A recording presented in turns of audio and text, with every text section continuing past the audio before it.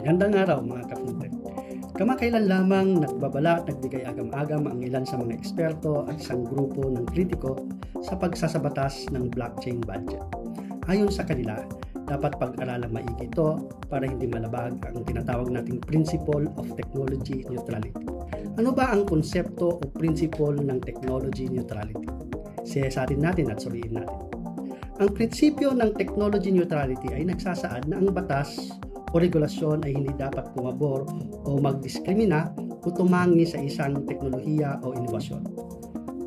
Ang batas o regulasyon ay dapat stable at hindi pabago-bago, kaya dapat na isaalang-alang na saklaw nito ang anumang pagbabago sa hinaharap. Hindi natin maikakaila na ang teknolohiya ay mabilis magbago, samantalang ang batas ay mahirap papalitan bunsod ng kailangang dumang ito sa isang masusing proseso para maipasa at maisabatas. Ano ba ang halimbawa ng isang technology neutral na batas at ano ang hindi? Pagtuunan natin ang isang regulasyon ng social media, ang isang probisyon ng batas na naglalayon lamang na patawad ng parusa ang pagkakalat ng maling balita o impormasyon sa Facebook ay maituturing natin na hindi technology neutral sa kadahilanan na nakatuon lamang ito sa isang plataporma, ang Facebook.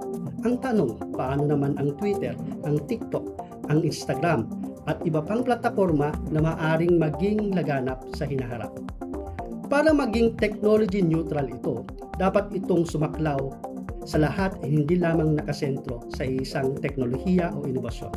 Halimbawa, ang pagpalaganap ng maling impormasyon o disinformasyon sa social media, sa print man, sa radyo o sa telebisyon ay pinagbabawal at may angkop na kaparusahan. Sa dalawang halimbawa na ating nabanggit, habang ang una ay nakatuon o nakasentro sa teknolohiya o sa isang plataporma, ang ikalawa naman ay nakatuon sa epekto, gawi o ang paggamit ng teknolohiya at ang epekto nito sa lipunan at sa publiko.